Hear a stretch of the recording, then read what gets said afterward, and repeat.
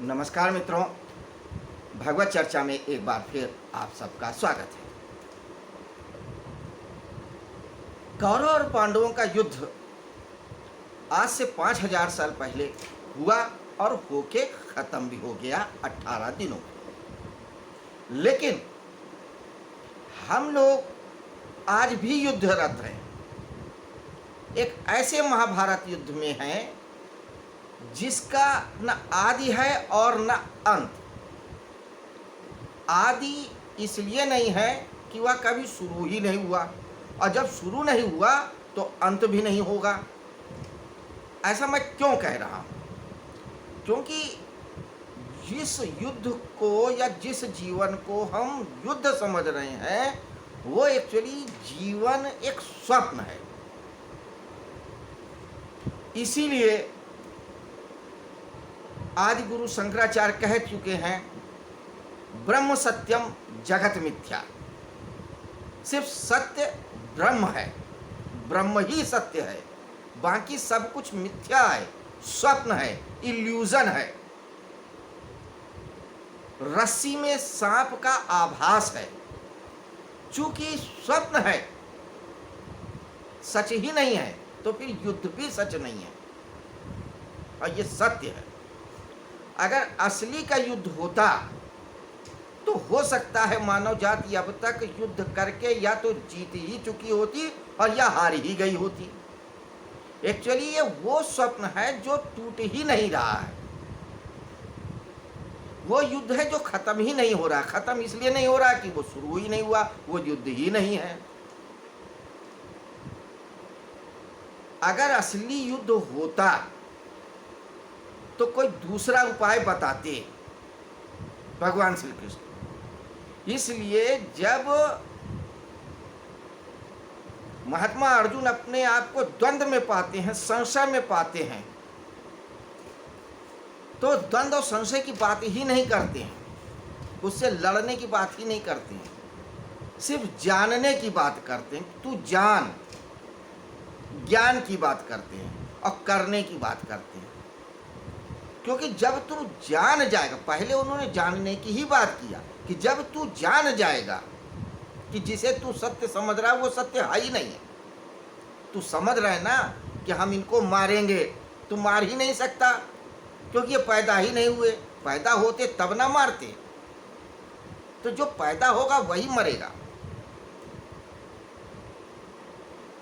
तो सत्य कुछ और है, वो सत्य ही हमें जानना है। इसीलिए वो ज्ञान पे जोर दे रहे हैं, जानने पे जोर दे रहे हैं बार बार। तो जिस दिन सत्य को जान लेगा उस दिन युद्ध के पार हो जाएगा। यही वजह है कि हम लोग युद्ध से बाहर ही नहीं आ पा रहे। अगर जिस चीज को हम युद्ध समझ भी रहे हैं, मान लिया कोई नकली ही सही, स्वप्न ही सही, युद्ध तो है, स्वप्न में ही युद्ध है, लेकिन इतना तो सत्य है ना कि युद्ध है, स्वप्न में ही सही, ठीक है। तो ये जो स्वप्न में जो युद्ध लड़ रहे हैं ये एक्चुअली युद्ध नहीं है, ये हमारे चित्त की एक भाव दशा है। जिस दिन हम इस चित्त की भाव दशा को जान लेंगे उस दिन हम जान लेंगे कि कोई युद्ध है ही नहीं। इसीलिए तो भगवान पतंजलि में भी कहा है योगस चित्त वृत्ति निरोधा, कि चित्त के वृत्तियों का निरोध हो जाए तो हम योग में ही स्थित हो जाएंगे। क्योंकि भगवान पतंजलि भी जानते हैं कि जिसे हम सुख समझ रहे हैं वो सुख नहीं है, जिसे हम दुख समझ रहे हैं वो दुख ही नहीं है। अगर सुख होता तो हम सुख को जाने ही नहीं देते, पकड़ ही लेते, क्योंकि हम सुख को पकड़ ही नहीं पाते, क्योंकि स्वप्न है, स्वप्न को कौन पकड़ पाता है। अगर दुख कोई वस्तु होती, कोई चीज होती तो हम उसको भगा देते, अपने पास आने ही नहीं देते। लेकिन वो तो वस्तु है ही नहीं ना, वो तो स्वप्न है,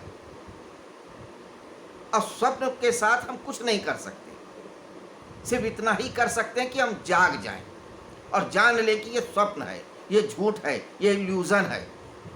बात खत्म हो जाएगी। तो सिर्फ जागने की बात करते हैं, होश की बात करते हैं, जानने की बात करते हैं। तो बुद्ध यही तो कहते हैं, बोध पूर्वक जियो। कृष्ण यही तो कहते हैं, जानो।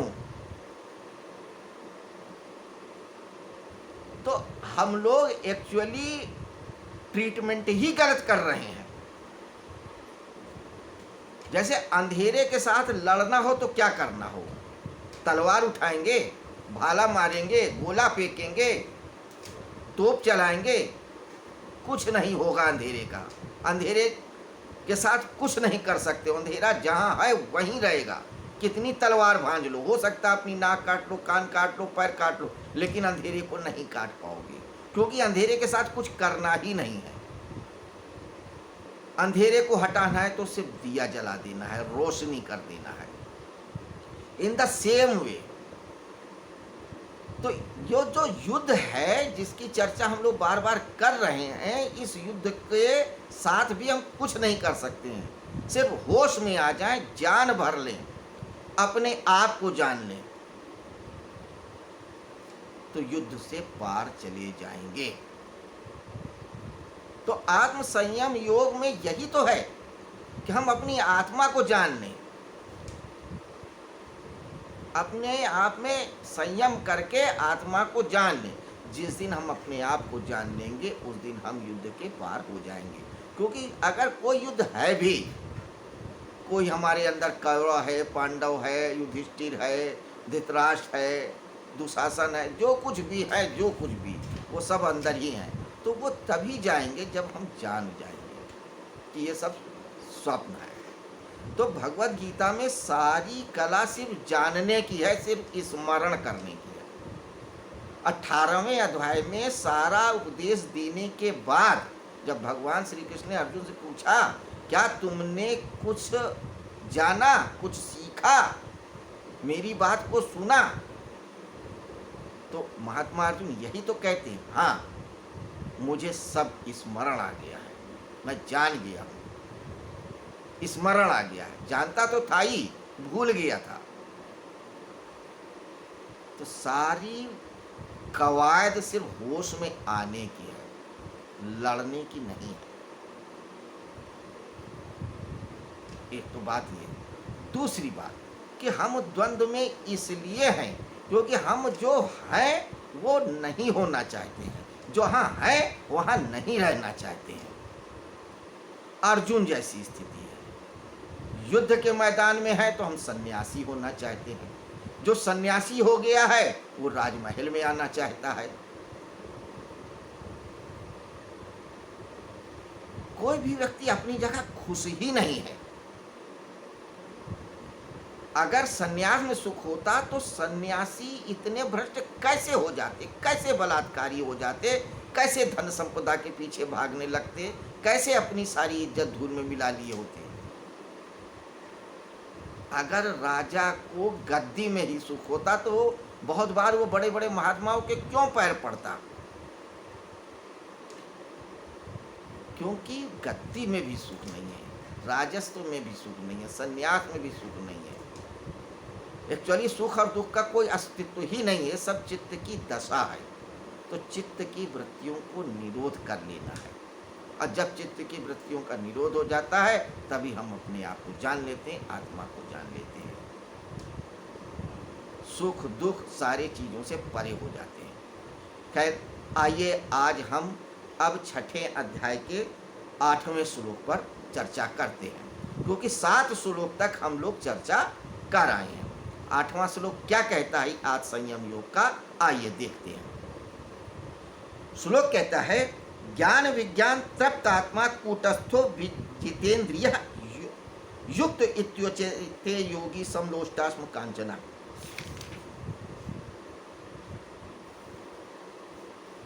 सॉरी, हमने 8वां श्लोक पढ़ दिया, हम 7वें पे आते हैं।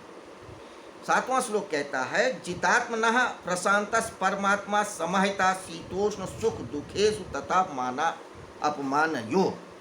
जितात्मनः प्रशांतस् परमात्मा समाहिता शीतोष्ण सुख दुखेषु तथा माना अपमानयो।